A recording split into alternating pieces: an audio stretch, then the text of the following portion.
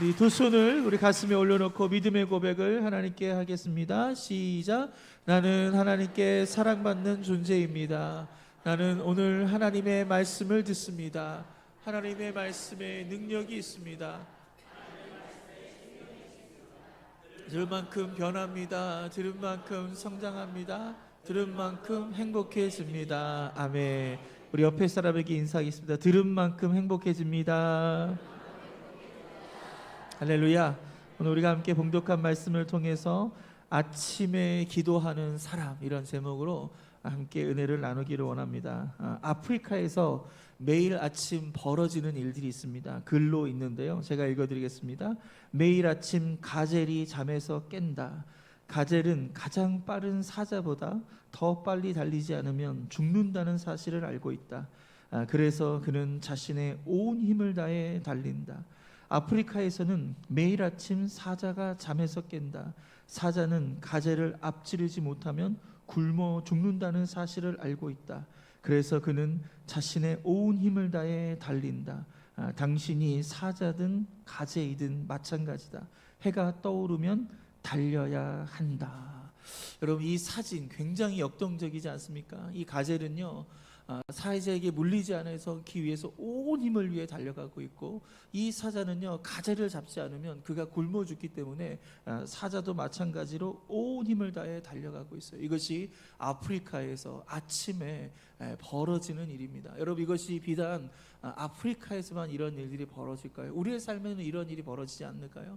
여러분, 우는 사자와 같이 악한 원수마귀는요, 우리를 공격하기 위해서, 여러분, 우리의 심령을 빼앗고 우리의 믿음을 빼앗기 위해서 여러분, 날마다 우리 가운데 함께하는 것, 우리를 공격하는 것을 믿으시기를 바랍니다. 오늘 그렇기 때문에 전투는요, 아침에 눈을 뜨자마자 시작하는 것이에요. 아침이란 단순히 하루의 시작이 아닙니다. 바로 아침은 바로 영적인 전쟁이 시작되는 시점입니다. 오늘 하루 우리가 어떤 말을 들을지, 또 우리가 어떤 선택을 할지, 또 어떤 관계에 또 부딪힐지, 심지어 우리가 어떤 시험과 유혹이 기다리고 있는지 우리는 전혀 알 수가 없다라는 것입니다. 오늘 그렇게 우리는 어떻게 하면 이 하루를 정말 하나님 앞에서 준비된 마음으로 우리가 시작할 수 있을까요? 종교개혁자인 마르틴 루터는요, 이렇게 말하고 있습니다. 같이 함께 읽겠습니다. 시작. 너무 바빠서 기도합니다. 여러분, 너무 바쁘면 여러분 기도해요, 기도를 안 하게 되는 거예요. 오히려 너무 바쁘면 기도를 줄이잖아요. 기도를 생략하잖아요. 그게 대부분 우리의 모습인데, 마르틴 루터는 뭐라고 하냐면 아주 의아하게 너무 바빠서 기도한다라고 합니다. 이 루터가 종교개혁 전에는요, 하루 아침에 2시간씩 기도를 했다고 합니다. 그런데 종교개혁을 일으키고 나서는 너무 바쁜 거예요. 성경도 번역해야 되죠, 또 교황과 싸워야 되죠, 이런저런 일들이 너무나 많은 거예요. 그래서 그는 하루에 2시간씩 기도하는 것을 줄여서 종교개혁을 위해 열심히 달려간 것이 아니라 그 2시간 기도하는 것을 3시간으로 늘린 거예요. 여러분, 왜 그런지 아십니까? 이 기도 없이 이 일은 불가능하다는 거예요. 내 앞에 주어진 이 과업이 너무나 무겁고 너무나 중대한 문제이기 때문에 하나님의 도움 없이는요, 이것을 완성할 수 없다라는 마틴 루터는 그 고백이 있었습니다. 그래서 그는 너무 바빠서 기도하는 것을 볼 수 있습니다. 한 여집사님께서 남편이 있는데 교회를 다니지 않는 거예요. 어떻게든지 남편이 교회를 다니게 하고 싶어서 어르고 달래고 협박도 해보고 온갖 방법을 다 해봤는데 남편이 요지부동이에요. 교회를 나오지 않는 거예요. 그래서 이 집사님은요, 철야를 하면서 기도합니다. 또 금식하며 기도합니다. 기도원에 가서 기도하는 거예요. 그럼에도 불구하고요, 남편이 교회를 다니지 않습니다. 너무나 상심하고 있는데 어떤 곳에서 새벽에 기도하면 하나님 응답하신다라는 그 이야기를 들은 거예요. 그래서 이 집사님이 새벽 예배를 나오기를 시작합니다. 새벽에서 나와서 기도하는데 그냥 혼자 나오긴 뭐 해가지고요, 남편의 구두를 가지고 나왔어요. 그래서 그 구두를 강대상에다 올려놓고 하나님께 기도합니다. 하나님, 구두가 먼저 왔사오니 이 구두 주인도 이 구두 따라 나오게 하여 주세요. 할렐루야. 여러분, 이분이 간증하기를요, 여러분, 진짜 주일날 자기가 교회를 나가려고 하는데 남편이 자기도 따라 나겠다는 거예요. 그래서 교회를 나가기 시작하면서 지금까지 단 한 번도 교회를 빠지지 않고 열심히 신앙생활하면서 이렇게 교회를 나왔다라고 얘기합니다. 할렐루야. 여러분, 구두라도 갖고 나오세요. 자녀가 안 나오면 자녀 운동화라도 좀 갖고 나오세요. 그래서 여러분 우리가 함께 정말 기도할 때 하나님 반드시 우리의 기도를 들어주심을 믿으시기를 바랍니다. 그리고 예수님도 보세요. 이 아침을요 풍성하게 하나님과 교제하면서 시작했습니다. 성경을 보세요. 여러분 아침에 다 기적이 일어나죠. 여리고성이 언제 무너집니까? 아침에 무너지잖아요. 여러분 하나님께서 아침에 만나와 메추라기를 내려주신 걸 볼 수 있습니다. 이와 같이 모든 영적인 활동은 밤보다는요 아침에 일어나는 거예요. 그래서 우리가 이 아침을 어떻게 보내느냐가 우리의 인생의 성패를 결정하고 하나님께서 아침에 우리에게 귀한 축복을 주심을 믿으시기를 바랍니다. 오늘 우리가 함께 봉독한 말씀은 시편 5편이죠. 이제 표제어 이제 익숙하시나요? 표제어 뭐라고 써 있어요? 여러분 성경에 뭐라고 써 있습니까? 다윗의 시 인도자를 따라 관악에 맞춘 노래. 누가 쓴 시인가요? 바로 다윗이 쓴 시다라고 얘기할 수 있습니다. 그런데 앞선 우리가 시편을 공부하면서 다윗이 어떤 상황에 이 시를 썼다라고 나와 있는데 이 5편은요 그 상황이 나와 있지 않고 그냥 관연하게 맞춰서 이 지휘자에 맞춰서 이 노래를 불렀다, 이 정도만 정보가 나와 있습니다. 구약학자들이 연구를 해본 거예요. 여러 가지 배경에 대해서 다양하게 제시하는데 가장 설득력 있는 주장은요 바로 다윗의 아들 압살롬이 반역을 일으킵니다. 그래서 구테타를 일으켜서요 다윗이 그만 그 왕자에서 도망쳐야 되는 신세가 되었어요. 여러분 성경을 잘 읽어보시면요 다윗이 맨발로 뛰쳐나갔다라고 합니다. 그만큼 다급했고요 그만큼 위기 가운데 그는 도망칠 수밖에 없었다라는 거예요. 여러분 다윗이 이 마음 어땠을까요? 도망자가 된 거예요. 그것도 다른 나라 사람도 아니고 다른 사람이 그런 것도 아니고 바로 자기가 낳은 아들. 여러분 조금만 기다리면 그 왕권은요 압살롬에게 자연스럽게 넘어가는 거예요. 그런데 이 압살롬이요 그 시간을 견디지 못하고 다윗을 물리치고 본인이 왕이 되겠다라고 하면서 구테타를 일으키게 된 것입니다. 다윗의 마음 정말 너무 기가 막힌 상황 아닙니까? 언제 죽을지 모르는 그 두려움과 그 위기감이 바로 다윗에게 있었다라는 것입니다. 오늘 이런 위기 속에서 지금 다윗이 어떻게 하고 있습니까? 여러분 이런 상황이라면 아침에 일어났을 때마다 여러분 얼마나 불만이 되겠어요. 저 아들 내가 어떻게 키웠는데 어떻게 나한테 이럴 수 있어. 막 이 왼수 같은 놈 막 원망하고 불평하고 속상하고 막 그래야 정상인 거 아니겠어요? 그런데 다윗은 그러지 않습니다. 원망하지 않습니다. 불평하지 않습니다. 오히려 그 아침을 기도로 깨우는 거예요. 오늘 그 말씀이 오늘 여기 시편 5편 3절에 나와 있습니다. 우리 같이 함께 읽겠습니다. 시작. 여호와여 아침에 주께서 나의 소리를 들으시리니 아침에 내가 주께 기도하고 바라리이다. 아멘.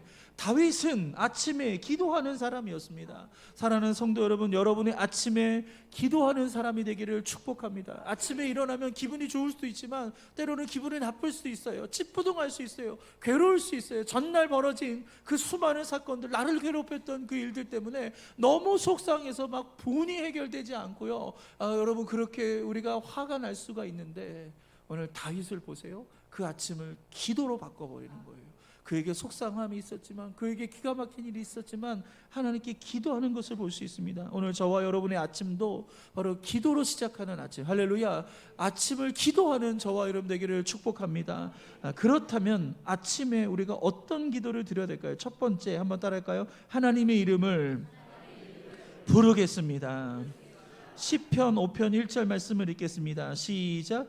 여호와여 나의 말에 귀를 기울이사 나의 심정을 헤아려 주소서. 여러분 다윗은 오늘 시편 5편 1절에 보니까 여호와여라고 하면서 하나님 부릅니다. 2절을 보시면요 나의 왕 나의 하나님 이렇게 부릅니다. 3절에 보니까 여호와여라고 하면서 하나님의 이름을 부르는 것을 볼 수 있습니다. 다윗이 아침에 기도할 때 바로 하나님의 이름을 불렀다라는 사실입니다. 여러분 하나님의 이름을 부르지 않을 수 없는 이 다윗의 다급한 이런 심정이 있지 않습니까? 다윗은 하나님을 목 놓아 부르는 거예요. 이 위기의 상황을 극복할 수 있는 유일한 힘은 바로 하나님으로부터 나온다는 것을 다윗은 알고 있었다라는 것입니다. 오늘 그렇게 날마다 오늘 우리가 아침에 하나님의 이름을 부르는 저와 여러분 되기를 원합니다. 여러분 하나님의 이름을 부르는 게 기도예요. 때로 너무 답답하고 너무 속상하면 기도가 막힐 때가 있어요. 그런다고 멈추지 마시고요. 그냥 하나님 하나님, 그렇게 하나님의 이름을 부르세요. 여러분, 그게 기도고 그 속에 응답이 있고 축복이 임함을 믿으시기를 바랍니다. 복음성가 중에 주만 바라볼지라 라는 찬양이 있어요. 1985년도에 이 곡이 작곡이 되고 작사가 되는데요. 근데 사실 한국교회 유행이 된 건요 1990년대쯤입니다. 저도 그때 이 찬양을 통하여서 정말 많이 은혜 받고, 이 찬양을 부를 때 그 당시요 울지 않은 사람이 없었어요. 그렇죠? 여러분들 이 찬양 부르고 얼마나 많이 울었나요? 그런데 요즘은 안 그런 것 같아요. 그렇죠? 그냥 맹숭맹숭 이렇게 찬양을 부르는데, 이 찬양이 참 은혜가 되고 또 마음을 울컥하게 하고 굉장한 위로가 되는데, 특별히 어떤 부분이 은혜가 됐는가? 저의 경우에는요 후렴 부분에 너의 작은 신음에도 응답하시니, 바로 이 부분이에요. 여러분, 이 작은 신음이 뭡니까? 이런 끙끙거리는 마음이에요. 여러분, 기도가 막혀서 기도할 수 없는 그 상황, 그럼에도 불구하고 하나님 앞에 여러분 나올 수밖에 없는 그 기도자의 마음이 바로 여기에 담겨져 있는데, 바로 너의 작은 신음을 하나님 어떻게 하신다고요? 들으신다는 거예요. 여러분, 누군가의 신음의 소리를 들어보셨나요? 여러분, 괴성을 지르지 않는다면요 그 사람의 신음을 듣기가 어려운 거예요. 왜? 혼자 끙끙거리거든요. 나 혼자 괴롭고 나 혼자 눈물 흘리고 나 혼자 속상한 그 신음을 우리는 쉽게 들을 수 없어요. 정말 귀 기울여야지만이, 정말 그의 인생에 가까이 다가야지만이 우리가 그 신음의 소리를 듣게 되는데, 오늘 하나님이 어떤 분이시라고요? 내가 끙끙거리는 그 작은 소리를 하나님은 귀 기울이시는 분이다. 얼마나 위로가 돼요. 여러분, 얼마나 감격이 됩니까? 그래서 우리는 이 찬양을 하면서 하나님께 은혜 받지 않았나 생각합니다. 바로 이 부분이 바로 시편 5편 1절에 나와 있는 말씀입니다. 우리 시편 5편 1절 말씀을 읽겠습니다. 시작. 여호와여 나의 말에 귀를 기울이사 나의 심정을 헤아려 주소서. 여기 나의 심정을 헤아려 달라, 이 말이 뭐예요? 신음하는 거예요. 끙끙 앓는 소리가 바로 이 심정을 헤아려 달라는 그런 소리입니다. 너무 힘들어서 기도조차 나올 수 없기 때문에 그냥 끙끙만 거릴 수밖에 없는, 그냥 하나님 하나님 이렇게밖에 할 수 없는 이 기도자의 심정, 다윗의 마음이 바로 이런 마음이라는 거예요. 다윗은 이 기가 막힌 상황에서 아들의 배신, 이 죽음의 위협, 이렇게 도망치는 이 상황 속에서 여러분 기도가 막힌 거예요. 할 수가 있는 게 없어요. 그래서 그냥 하나님 앞에 끙끙거리고 하나님의 이름만을 그냥 나지막히 부를 수밖에 없었습니다. 사랑하는 성도 여러분, 오늘 우리의 기도가 막힌다고 멈추지 마시고 하나님의 이름을 부르시기를 주님의 이름으로 축원드립니다. 우리 한번 고백해 볼까요? 하나님, 예수님, 성령님, 우리 하나님께서 우리의 심정을 헤아려 주시고 우리 기도를 응답해 주심을 믿으시길 바랍니다. 두 번째로, 우리의 기도는요 응답의 확신을 갖고 기도해야 될 줄 믿으시기를 바랍니다. 그냥 기도하는 게 아니라, 막연히 기도하는 것이 아니라, 이 기도를 하나님이 응답해 주신다라는 그 믿음, 그 확신을 우리는 가져야 될 줄 믿습니다. 시편 5편 2절 말씀을 읽겠습니다. 시작. 나의 왕 나의 하나님이여 내가 부르짖는 소리를 들으소서. 내가 주께 기도하나이다. 시편 5편 1절에는요 끙끙거리는 신음이었지만, 이제 그 신음 소리가 이제 탄성으로 바뀌면서 하나님께 부르짖는 기도로 연결되는 것을 볼 수 있습니다. 그러면서 다윗은 무슨 기도를 합니까? 나의 왕 나의 하나님이여, 이렇게 외치고 있어요. 여러분, 이스라엘의 왕은 누굽니까? 자기예요. 다윗이에요. 그리고 그 왕권의 자리에서 지금 자기는 빼앗겨서 지금 도망자가 되어서 압살롬이 왕이 되고 있는데, 다윗의 고백은 뭐냐면 하나님이 왕이라는 거예요. 여러분, 이 고백은요 다윗이 이스라엘의 진정한 왕이었을 때도 이렇게 고백한 것을 믿으시기를 바랍니다. 다윗은 이스라엘의 왕이었지만 진짜 왕은 하나님이라고 고백한 거예요. 그래서 지금 도망치고 있고 지금 왕의 신분이 박탈된 이 상황들 속에서도 이스라엘의 진정한 왕은 하나님이시고 내 인생의 진정한 왕은 하나님이시다라고 고백하고 있어요. 나의 왕권은 빼앗겼지만 하나님의 왕권은 빼앗기지 않았음을 오늘 다윗은 그렇게 고백하면서, 하나님께서 나의 이 잃어버린 왕권을 회복시켜 주실 것이다, 그 믿음의 고백이 바로 나의 왕 나의 하나님이여, 이 고백이다라는 것입니다. 할렐루야. 우리가 기도할 때 태도가 중요한 거예요. 그냥 막연히 기도하지 마시고 하나님께 대한 확신, 할렐루야, 하나님이 나의 기도를 들으신다는 그 믿음을 갖기를 축복합니다. 한 천주교 사제가 하나님께 열심히 기도했어요. 그런데 그 앞에 진짜 하나님이 딱 나타났어요. 야, 그래, 내가 너 뭐 들어주길 원하느냐. 그런데 그 순간 이 사제가 너무 깜짝 놀란 거예요. 하나님이 진짜 내 앞에 나타나니 너무 깜짝 놀라서 심장마비에 걸려서 그만 죽었다고 합니다. 여러분 너무 심각하게 듣지 마시고요. 그냥 유머러스한 얘기로 받아들이세요. 그러니까 이 사제는요, 하나님이 나타날 줄 몰랐어요. 하나님이 응답하신 하나님이라는 걸 믿지 않았다는 거 아니에요. 그냥 기도한 거예요. 그런데 하나님이 진짜 나타나니까 너무 깜짝 놀라가지고 이렇게 심장마비로 죽었다고 합니다. 여러분 실제로 우리 기도하는 사람들 중에서 과연 내 기도가 하나님 들어주실까, 이 엄청난 기도를 하나님 과연 응답해 주실까, 그렇게 의심하고 불신 가운데 기도하는 사람이 있는데요. 여러분 우리는 그러한 태도가 아니라 진짜 확신을 갖고, 할렐루야, 여러분 믿음을 갖고 하나님께 기도하시기를 주님의 이름으로 축원드립니다. 하나님께서 여러분의 자녀를 축복해 주실 믿으시기 바랍니다. 나의 잃어버린 건강을 회복시켜 주심을 믿으시기 바랍니다. 우리 교회를 부흥케 하심을 믿으시기를 바랍니다. 이 나라 민족을 다시 한번 하나님께서 귀하게 쓰심을 여러분 믿으시기를 바랍니다. 그래서 오늘 이 아침마다 우리 하나님 앞에 정말 확신 있는 기도로 우리 하나님께 나와야 될 줄 믿습니다. 우리 기도에 대해서 오늘 예수님께서 가르쳐 주신 부분이 있습니다. 마태복음 21장 22절 말씀을 같이 읽겠습니다. 시작. 너희가 기도할 때 무엇이든지 믿고 구하는 것은 다 받으리라 하시니라. 아멘. 예수님은요 분명히 말했어요. 믿고 구하라. 할렐루야. 확신을 갖고 기도해라. 여러분 성경 곳곳에 하나님의 이러한 풍성한 약속이 얼마나 많이 나와 있는지 몰라요. 하나님께 기도하면, 믿고 기도하면 그 풍성한 은혜가 우리의 것이 될 줄 믿으시기를 바랍니다. 여러분 다윗이 압살롬을 피해 도망치는 이 상황들 속에서도요, 다윗은 쉬지 않고 기도하는 것을 볼 수 있습니다. 자, 그러자 어떤 일이 벌어졌을까요? 다윗이 기도했을 때 어떤 일이 벌어졌을까요? 사실 다윗에게는요, 이 아들 압살롬의 반역보다 더 뼈아픈, 더 속상한 일이 있었습니다. 그것은 뭐냐면 자신의 충신이었던 아히도벨의 배반이었어요. 여러분 아히도벨은요 굉장한 뛰어난 전략가입니다. 여러분 삼국지에 보면 제갈공명 다 아시죠?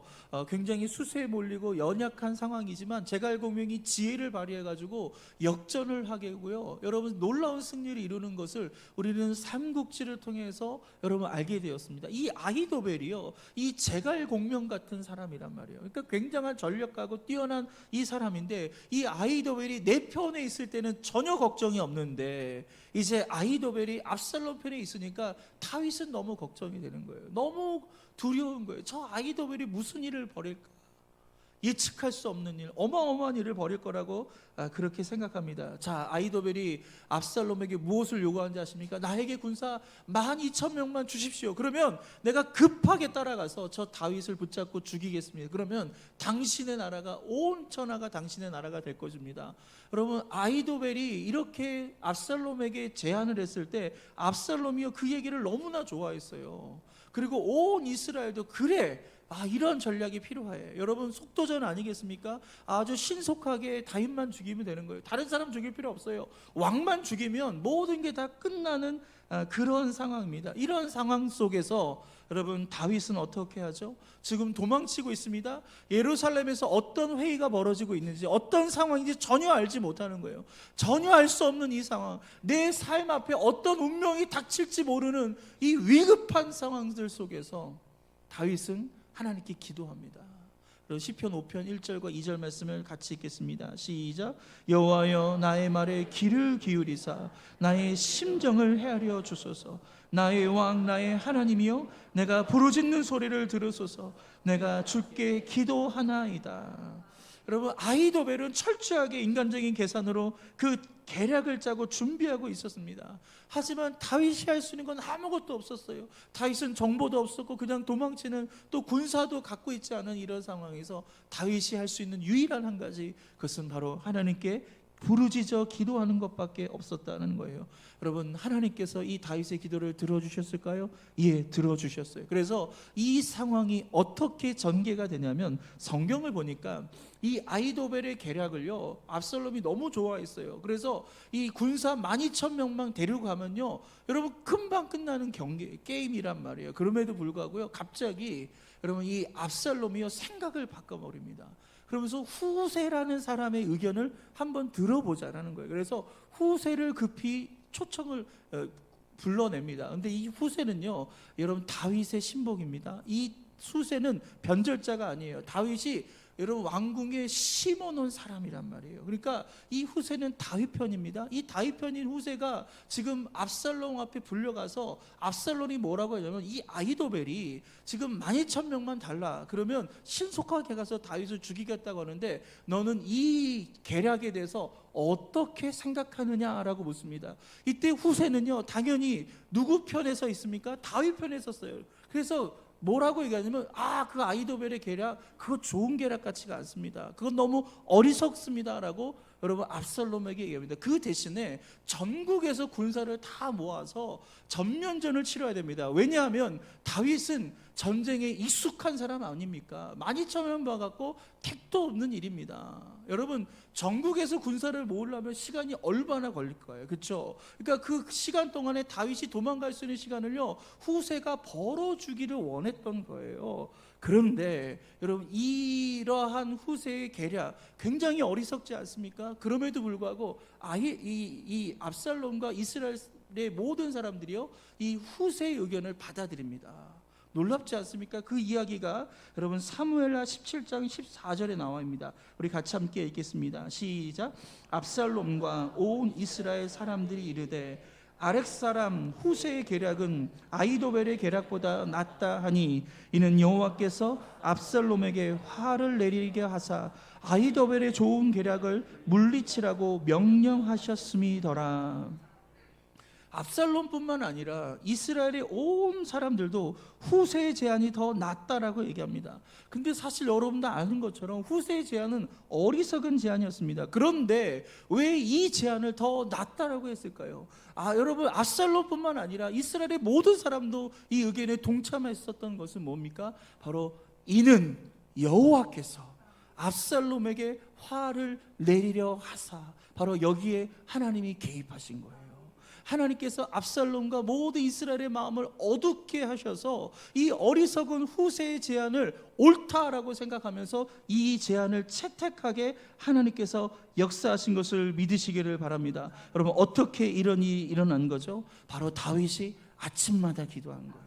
다윗의 앞에 어떤 일이 벌어질지 모르지만 그 하루가 어떻게 전개될지 모르지만 하나님 앞에 아침마다 기도했을 때 하나님은 다윗의 기도를 들어주시고 가장 적절한 방법으로 다윗의 삶을 도와주신 것을 믿으시기를 바랍니다. 여러분 이스라엘의 모든 전략은 압살롬에게 있지 않습니까? 여러분 이 쿠데타가 성공할 가능성은요 99%예요.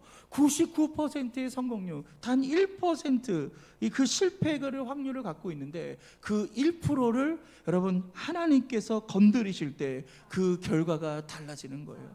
여러분 우리의 삶에도 이러한 순간이 있지 않습니까? 99대 1의 상황, 다 안 된다는 상황, 이건 불가능하다고 하는 상황, 여러분 이건 안 된다라고 생각할 때 우리가 낙심하고 좌절하는 것이 아니라 우리가 그 1%를 가지고 우리 하나님을 붙잡고 기도하며 나갈 때 할렐루야, 하나님은 우리의 기도를 들어주시고 할렐루야, 놀라운 역전을 허락하여 주시고 승리하는 귀한 역사가 이 마음을 믿으시기를 바랍니다. 다윗은 이렇게 그 자신의 기도에 확신을 가지고 하나님 앞에 나온 것을 믿으시기를 바랍니다. 여러분 우리 주변에 얼마나 똑똑한 사람 많아요. 힘 있는 사람 얼마나 많습니까? 하지만 기도하는 사람 못 이깁니다. 할렐루야. 무적의 사람이 되십시오. 할렐루야. 기도하는 사람이 되기를 주님의 이름으로 축원드립니다. 우리 옆에 사람들에게 인사할까요? 아침에 기도하는 사람이 됩시다. 이 아침을 분주하게 여러분 세상 일 관심 갖지 마시고요, 아침을 기도하세요. 말씀을 읽으세요. 하나님을 바라보시며 나가기를 축복합니다. 마지막 세 번째는 이 아침에 우리는 감사의 기도를 드려야 될 줄 믿습니다. 우리 시편 5편 3절 말씀을 읽겠습니다. 시작. 여호와여 아침에 주께서 나의 소리를 들으시리니 아침에 내가 주께 기도하고 바라리이다. 아멘. 시편 5편 전체를 봐도 감사에 대한 내용은 나와 있지 않습니다. 그럼에도 불구하고 다윗이 이 아침에 기도했을 때 저는 분명하게 감사 기도를 드렸을 것이라고 생각합니다. 여러분 아침이란 시간은 뭐죠? 우리가 매일 아침에 눈을 뜹니다. 하지만 정말 중요한 질문 하나를 여러분에게 던지고자 합니다. 오늘 아침에 깨어난 것, 그것은 당연한 일입니까? 여러분, 오늘 아침에 우리가 일어난 게 정말 당연한 일이에요? 내일 일어날 수 있는 거 당연한 일인가요? 여러분, 우리가 내일도 약속하고 다음 달도 약속하고 그런 계획을 잡지만 그 계획이 우리의 계획대로 이루어지는 것이 여러분 당연한 일이라고 생각합니까? 아닙니다. 여러분, 아침은 저절로 오지 않습니다. 아침에 하나님의 은혜로 허락된 마치 선물과 같은 것이 오늘 이 하루인 것을 믿으시기를 바랍니다. 지난 밤 사이에도요, 세상에 수많은 사람들이 생을 마감한 걸 볼 수 있습니다. 예기치 않게 다시 눈을 뜨지 못한 사람들이 얼마나 많은지 몰라요. 제가 청년 사역가 있을 때 한 청년이 주일날 아침에 전화가 온 거예요. 울면서 기도하는데 여자아이였는데, 목사님, 저희 아버지 돌아가셨어요. 저희 아버지 죽었어요. 너무 깜짝 놀란 거예요. 여러분, 52살, 3살밖에 되지 않으신 분이신데 갑자기 죽었다는 거, 뭐 아팠다, 병원 갔다 그런 것도 아닙니다. 굉장히 건강한데 갑자기 심장마비가 와가지고요, 그냥 그 아침에 그냥 인사도 하지 못하고 아버님 돌아가셨어요. 그래서 또 장례를 치르고 그런 시간들이 있습니다. 사랑하는 성도 여러분, 우리가 자고 일어나면 아침이 오겠지? 착각입니다. 내일 만나자, 내일 밥 사 먹자, 착각입니다. 우리는 내일을 알 수 없어요. 이 내일은 우리의 것이 아닙니다. 여러분, 오늘 아침에 눈을 떴다면 그것은 하나님께서 나에게 선물로 주신 이 하루인 것을 믿으시기를 바랍니다. 다윗은 그것을 깨달은 거예요. 지금 내가 왕권을 빼앗기고 이렇게 도망자가 되고 언제 죽을지 모르는 이 위기 가운데 있지만 아침에 눈을 뜬 거예요. 아, 어제 죽지 않은 거예요. 여러분, 아침에 눈을 뜬 거, 이거 너무 기가 막힌 사실을 다윗은 알고 있어요. 그래서 하나님 앞에 감사하면서 아침에 기도하는 것을 볼 수 있습니다.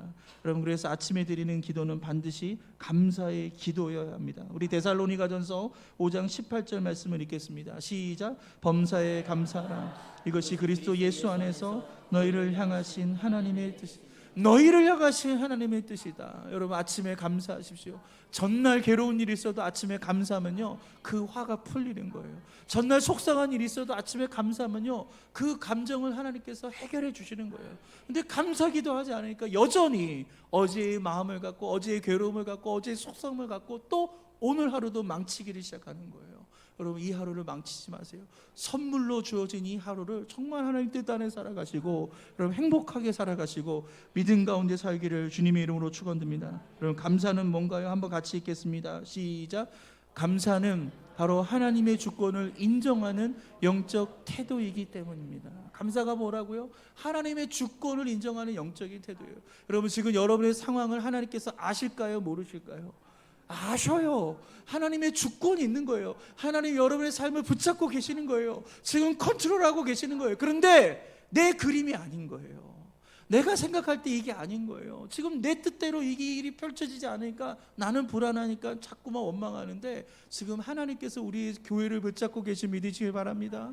여러분의 가정을 붙잡고 계시길 바랍니다. 병든 우리의 가족을 붙잡고 계시길 바랍니다. 내 인생을 붙잡고 계시길 믿으시길 바랍니다. 내가 여전히 실패하고 넘어지고 좌절 가운데 있다 할지라도 하나님 내 인생을 붙잡아 주신다. 이 주권을 내가 인정하는 거, 그것이 뭐예요? 우리 입술에 감사해요. 하나님, 감사하다는 것은 하나님 여전히 나를 붙잡고 계시죠. 하나님, 저를 인도해 주세요라는 그 고백인 것입니다. 오늘 그렇게 아침에 감사하는 그날이 우리의 인생의 방향을 결정하는 거예요. 감사로 하루를 시작하면요, 우리의 삶을 바라보는 시선이 바뀌는 거예요. 더 이상 부정적이고 원망으로 바라보지 않습니다. 우리가 감사를 하루를 시작하면 문제를 마주하는 태도가 달라지는 거예요. 아, 또 왜 나에게 이런 괴로운 일이 벌어졌지? 나는 재수가 없는 사람이야? 그렇게 생각하지 않고 긍정적인 믿음을 갖고 하나님 할 수 있습니다 하면 됩니다. 합력하여 선을 이루십니다.